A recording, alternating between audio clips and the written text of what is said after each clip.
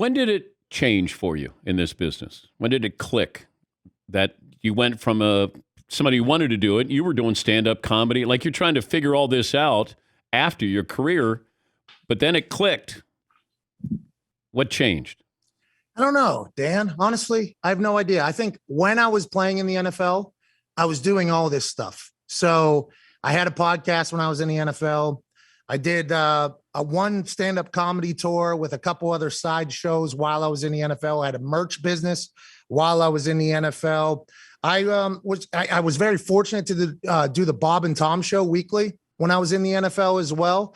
So I kind of got a chance to dabble in a lot of different stuff while I was still playing. And when you're a punter, you're able to do that. You know, there's no addendums going into any punter contracts about watching more film outside of the facility. So with less mental management on the plate for me for being a punter, I was able to do a lot of stuff. And I just started getting real fulfillment from everything I was doing off the field. And I found out that there was a business side to it as well, that I can maybe make some money off the field as well. So once I kind of reset everybody's finances around my family and friends, the NFL, I was super pumped to be there, but I knew that afterwards I was going to enjoy life as well. And I've obviously gotten incredibly lucky with this entire run thus far. But I remember we had you on after you made your decision. That might have been the Houston Super Bowl.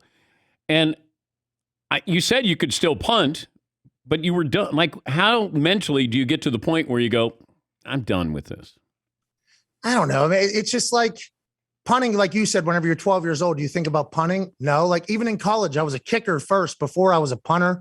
I became a punter basically out of necessity, and we're doing the rugby punt, which was a roll out to the right. And I was just trying to line drive it as far as possible. We'd be in games, and I have nothing but respect for all the punters in the NFL. I love them. I put them over every single weekend because it's not an easy thing to do. It is a difficult thing to do. You don't really get a chance to bounce back either. If you have a bad rep, you got to go sit on that for like 35 minutes. But in the fourth quarter, you know, you're down 21. Like a punter can't do anything. Like I'm just standing there. I'm along for the ride, just like everybody else. In soccer, I was like a point man on basically every team I was on. Even when I was kicking at West Virginia and punting at West Virginia, I was at least in the game. It just got to a point where after 8 years, I got a chance to get really good at the craft. I got to learn a lot. I got to experience great teams and great teammates. And I understand the value of field position in the sport that I've watched my entire life and didn't really fully comprehend. But my brain is super active every day. I'm sitting in there because there's not a lot of film for us to watch as punters. So I'm playing cornhole for like 3 hours in a locker room while everybody else is watching film and doing all that. And my brain is just running with like 1,000 ideas. Like I should be doing this. I should be doing this. I could be doing this. I could be doing this. And you always think the grass is greener on the other side. You never truly know. So for like 3 years, I contemplated retiring and just kind of attacking life outside of football.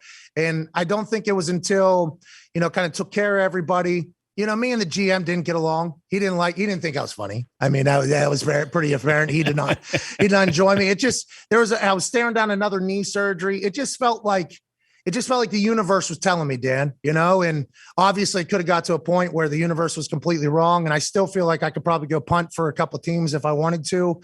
And that would probably last for at least another few years as I'm almost 40 now. I mean, I'm 35, but damn, I'm getting old, Dan. So I don't know. I felt like the universe told me the timing was right. And I got very fortunate with the team I had. I mean, it was the perfect timing, and I'm very, very fortunate for it all.